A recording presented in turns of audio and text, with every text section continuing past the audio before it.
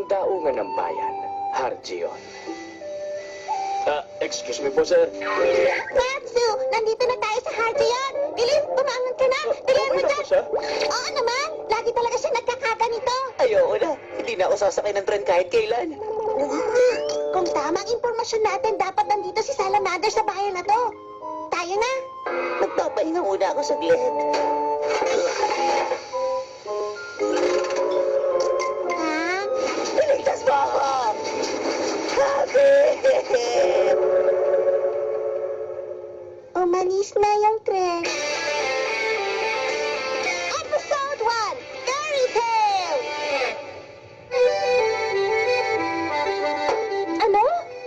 Meron lang nag-iisang tindahan ng mahika dito sa buong bayan? Oo, mas pinagkakabuhay ang kasi ng mga tao rito pangingisda kaysa sa mahika. Wala ka halos makikita rito gumagamit ng mahika, kaya ang tindahan na to, tinayo para magbenta sa naglalakbay ng mga salamangkero. Ay, kung ganun pala, wala rin ako mapapala sa lugar na to. Huwag mo na ba sabihin yan? Para malaman mo, meron akong binibentang bagong gamit na gustong-gusto ng mga babae. Heto, tingnan mo ang itsura nito. Ito ang tinatawag na Colors Magic. Nagagawa nitong palitan ng kulay na suot mong damit depende sa gusto mo. Nagpapalit ng ganito. Meron na akong ganyan. Ayan! Ang hinahanap ko ngayon yung mga malalakas na bikis. Hindi pang karaniwan na hinahanap mo eh. Yan ang white puppy, white doggy. Ang totoo niyan, hindi makapangyarihan ang isang yan. Okay lang sa akin, basta ang tulad nito ang hinahanap ko. Magkano po ba to? 20,000 jewel. Magkano po ulit ang halaga ng isang to? Ang sabi ko 20,000 jewel. Uulitin ko po sa inyo, magkano ang halaga? Ang bait-bait niya naman.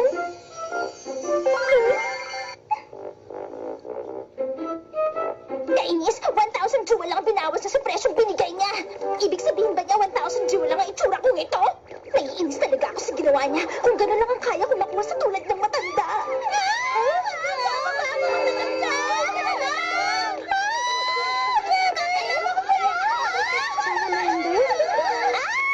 Ang sinasabi ng mga taong gumagamit ng fire magic na hindi nabibili sa tindahan. Nandito siya sa bayan. Yan talaga ako. Kasar! Nakasakay na naman ako ng isa pang tren.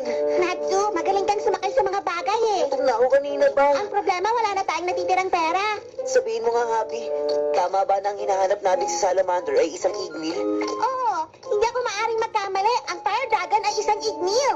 Ganun ba? Si Salamander!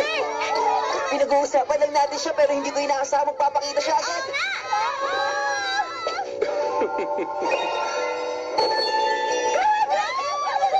Hindi ko maintindihan. Bakit bumibilis ang tibok ng puso ko? Ano nangyayari sa akin? Hindi ko may paliwanag. Naakit ba kayo? Tumingin siya sa akin. Kaya ba ako nagkakaganito? Dahil isa siyang sikat na salamangkero? Hindi kaya. Ito ba yun? Siya na talaga. Ignil! Ignil!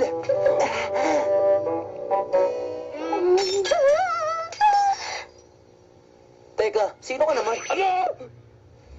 Kung sabihin kong ako si Salamander, maniniwala ka ba? Umalis siya! Umalam naman kayo na salamangkero. Salamander, humingi ka sa kanya ng tawan. Ay! Ano ba ang problema niya? Tama na yan, girls. Pabayaan niyo na lang siya. Mukhang hindi naman niya intensyon saktan ng damdamin ko. Ito ang autograph ko. Ipagmalaki mo sa mga kaibigan mo. Wag na. Sa tingin ko, nagkamali tayo. Pasensya na pero meron pa akong kailangan gawin sa ibang taongan kaya aalis na ako. Magic Red Carpet!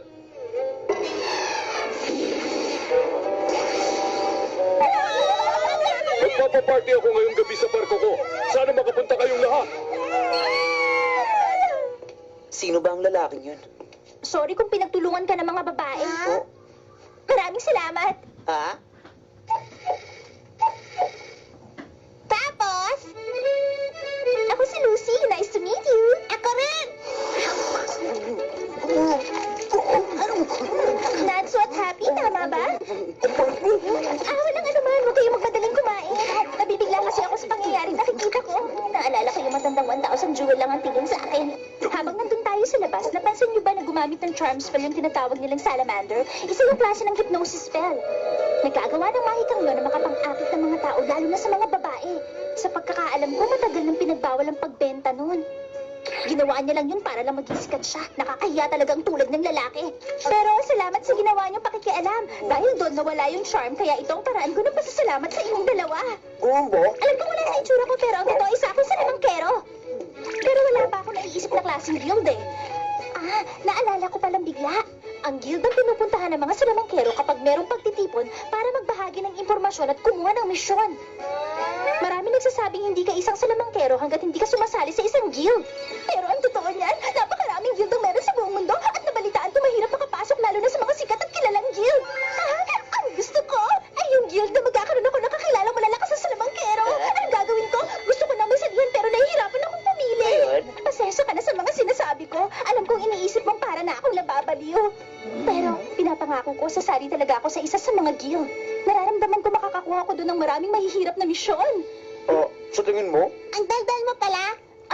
Teka lang. Naalala ko bigla, parang meron kayong hinahanap at tinatawag kanina. Oo, meron nga si Igneil. Nabalitaan namin nandito sa bahay na to si Salamander. Kaya naisip namin alamin kung totoo pero mukhang nagkamali kami. Hindi talaga siya mukhang salamander kahit anong tingin ko. Fire dragons kasi tulad nila kaya iniisip ko na Ignil talagang itsura niya. Matanong ko lang, anong klaseng tao naman ang tinutukoy yung fire dragon? Hindi kaya siya isang tao. Ang Ignil ay isa talagang tunay na dragon.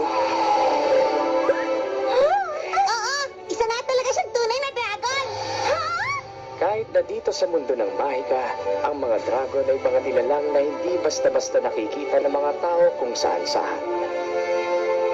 Imposible nga tulad dun basta magpakalat-kalat sa bayan!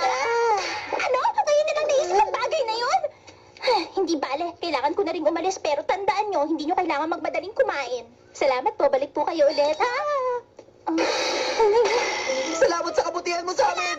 Tumayo nga kayo, ako napapahiya eh! Okay lang yun, patas sa tayo, total niligtas niyo ako, kaya wag nyo nang alalahanin. Pero hindi natin siya intensyong iligtas talaga kanina.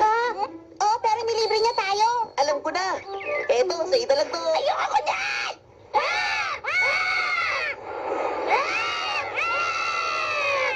Ito ang Magic Magazine, ang Weekly Sorcerer.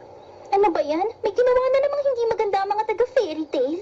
Nahuli nila ang 7 Devon Thieves, pero nasira nila ang mga bahay dahil sa ginawang paghuli. Iba talaga sila. Ang picture na to, si Mira Jane. Pero paano kaya makakasali ang tulad ko sa fairy tale? May ginagawa kaya silang interview? Hindi ako makapaghintay na makasama sila. Siguradong astig ang mga kasali doon. Tama ba narinig ko? Gusto mong sumali sa fairy tale? Salamander! Kanina pa kita hinahanap. Personal kitang iniimbitahan na dumalo sa party na gagawin ko sa barko ko. Hindi na uubre ang singsing mo sa akin. Alam ko naman kung ano ang kahinang taglay niyan. Hindi yan tatalab kapag alam ng tao na ginagamit mo yan. Tama nga ako. Alam ko nang isa kang salamangkero nung una pa lang kita makita. Pero ang mahalaga, pumunta ka sa party ko mamayang gabi. Hindi ako pupunta. Ayokong dumalo sa party na ginawa ng isang pipitsuging tulad mo. Pipitsugin ang tingin mo sa akin. Gagamitin mo ang charm para lang makuha mo ang kasikatan? Gagamitin ko to para maging mas masaya ang lahat. Hindi ba mas maganda kung may artista ka nakasama sa party habang sumasayaw? Di ako makapaniwala ng isang sikat na salamangkero mahina ang utak. Gusto mo nga palang sumali sa fairy tale, hindi ba? Di mo pa ba narinig ang tungkol sa sikat na salamander ng fairy tale? Oo nga pala. Isa ka sa mga salamangkero na kabilang sa fairy tale, di ba? Tama ka sa sinabi mo. Kung gusto mong sumali, kakausapin ko lang ang guild master namin. Napakagandang pakinggan ang party gagawin mo. Ang galing mo naman magbago ng isip. Alam mo ba yon? Sa tingin mo ba, malaki ang pagkakataon kung makasali ako sa fairy tale? Oo naman. Basta kailangan mo yung sikreto ang tungkol sa charm na hawak mo. Oo, sige ba? Magkita na lang tayo mamaya sa party. Sige, magkita tayo sa party! Ginamitan niya yata ako ng charm. Pero, ayos na! Makakasali na ako sa fairy tale!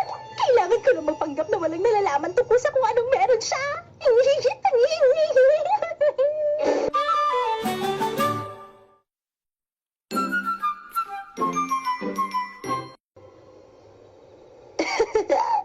Busog na busog ako. Oo nga! Teka, hindi ba yun yung barko kung saan magpa-party si Salamander kasama mga babae? Parang lalabas ang kinain ko. pa naman, iniisip mo pa lang, nagkakaganyan ka na agad. Tinan niyo yun? Hindi ba niya barko ni Salamander? Sana nakasakay din ako doon. Sino Salamander? Hindi mo siya kilala? Siya ang pinakasagat na salamangkero mula sa fairy tale at bumisita siya rito sa bayan gamit ang barko niya. Fairy tale?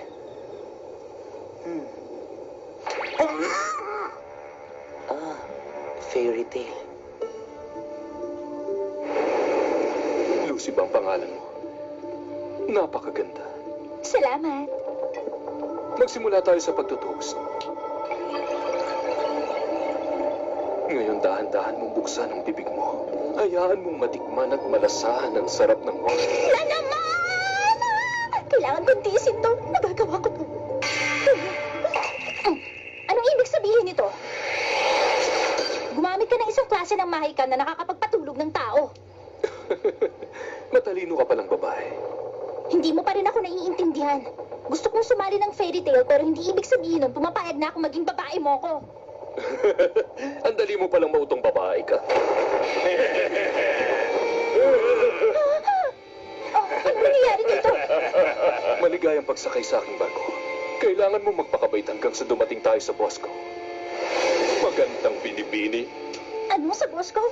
Paano na yung pagsali ko sa fairy tale? Panahimik ka na lang. Isa ka na lang ngayong gamit na ibebenta ko para sa pangangalakal. Ang sama mo. Ganun din na mangyayari sa ibang babae. Yan ang boss namin si Salamander. Ang daming benta sa pagkakataong to. Ikaw talaga.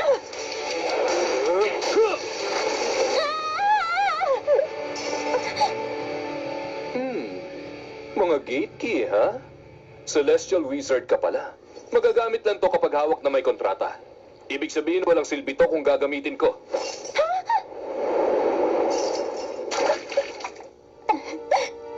Anong problema ng lalaking to? Hindi makatarungan ang ginagawa niya. Kung gano'n, ito ang... Ibig sabihin ang pagiging salamangkera ng fairy tale. Ginagamit ang mahika sa kasamaan at panloloko ng mga tao. Pinakamalala ka salamangkera.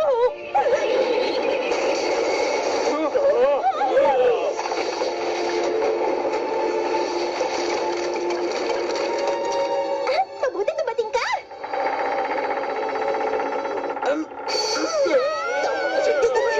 Huwag mo sabihin seryoso ka! Lucy, anong ginagawa mo rito? Ikaw pala, Happy. Naloko ako. Ang sabi niya, tutulungan niya ako makasali sa fairy tale. Di ba nga? Ba't ka nagkaroon ng pakpak? Mamaya na natin pag-usapan yan. Tayo na! Nakakainis! Huliin siya! Mananagot tayo sa council kapag may iba nakaalam nito. Pero paano na si Natsu? Hindi ko kayang dalawa. Hindi kayo makakatakas! Prominence win!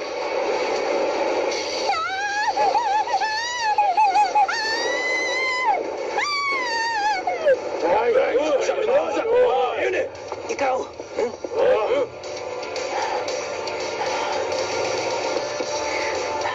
Kailangan ko iligtas si Natsu at yung mga babae. Lucy, makinig ka. Bakit ano sasabihin mo? Hindi ko na kasi kaya eh. Talaga!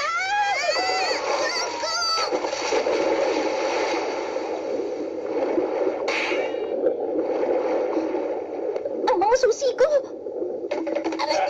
Basta ang mahalaga sa akin, makapunta muna kami sa boss ko.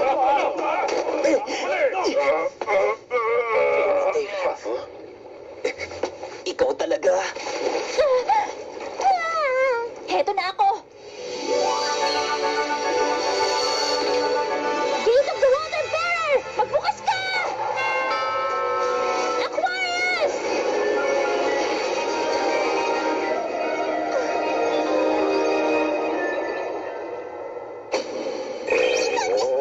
Minahon ka lang. Ang galing mo! Para malaman mo, isa akong Celestial Wizard. Gumagamit ako ng gate keys para tumawag ng Celestial Spirits mula sa ibang dimensyon. Aquarius, gamitin mo ang kapangyarihan mo para itulak ang barkong yun at papuntahin sa pampang.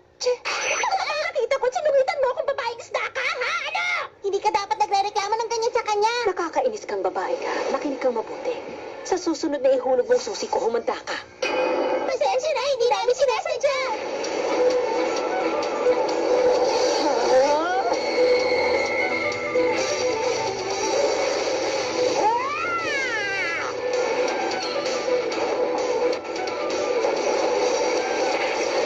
Teka lang, ano nangyayari?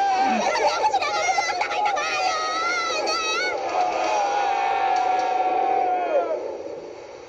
Anong iniisip mo ako? warriors. Tama ba na pati ako dinamay mo? Sayang. Nabigo ako sa plano ko, pati yung barko na tangay sa pampang. Kung gano'n ako talaga ang pinupunteriya na! Huwag mo muna akong tawagin dahil mag-date kami ng boyfriend ko ng 1 linggo. Ng boyfriend ko. Huwag mo nang ulitin! Sandali lang, Lucy. Bakit mo kung pati ako dinamay niya? Ano bang nagawa kong kasalanan sa kanya? Nakakalimutin pala ang pusa. Sumasakit ang ulo ko.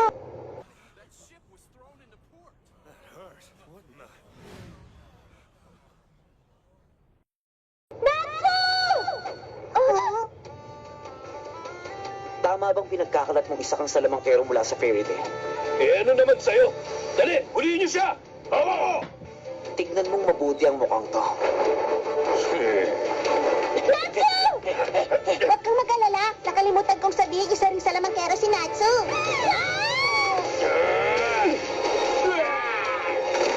Ang pangalan ko ay Natsu mula sa fairy tale. At hindi ko nakikilala ang tulad mo. Ano? Mula siya sa fairy tale? Si Natsu, isang salamangkero mula sa fairy tale? Ang marka sa braso niya. Hindi nga siya nagbibiro, Boss Bora. Baliw! Huwag mo akong tawagin, Bora! Si Bora? Siya si Bora the Prominence. Ito palang ginagawa niya. Pero sa pagkakaalam ko, maraming taon na siyang ipinatapon ng mga taga-Titan no skill. Pasensyahan, hindi ko alam kung mabait o masama kang lalaki. Pero hindi ko mapapatawad ang ginawa mo. Nagawa mong magpanggap na isang salamangkero mula sa fairy tale. Bakit? Ano naman ang gagawin mo sa akin? Ha, bata? Prominence Typhoon! Natsu!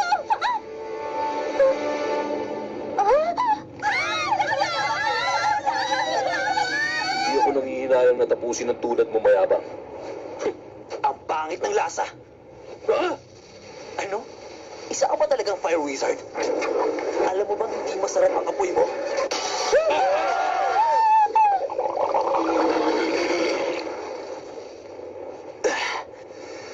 Maraming salamat sa binigay mong pagkain. Anong klaseng nilalang ang lalaking yan? Hindi uubra ang apoy sa tulad ni Natsu. Hindi pa ako nakakita ng ganong mahika. Ngayong nakakain na ako, bawi ko na ang lakas ko. Eto na ako! Fire Dragons Roar!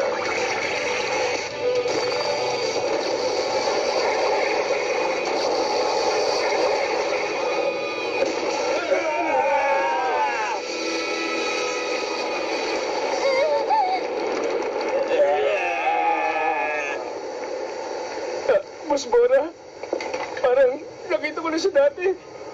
Lalaki may pink na buhok, na may scarf na parang kaliskis. Siya nga yun. Siya ang tunay na. Tunay na salamander!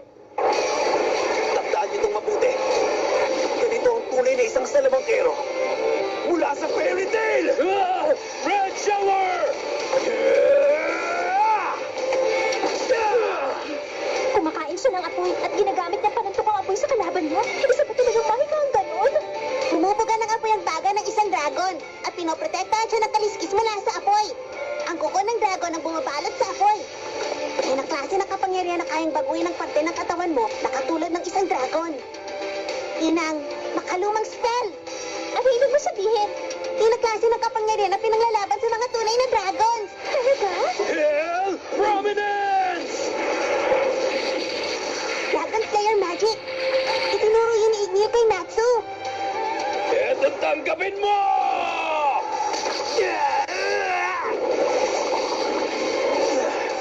Marami ako nakakain pagkain dito ah. Makinig ka sa akin. Bubugaan kita ng apoy para pretuhin ang buhay. Ano? Ipiprito mo ako? Tanggapin mo to! Fire Dragons Iron Fist!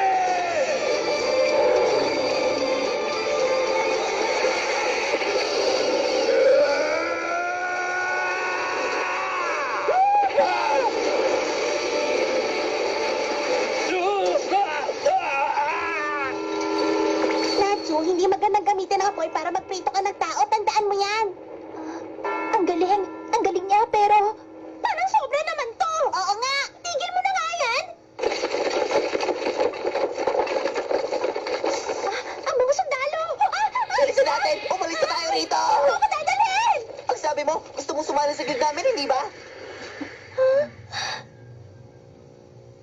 Sumama ka sa akin.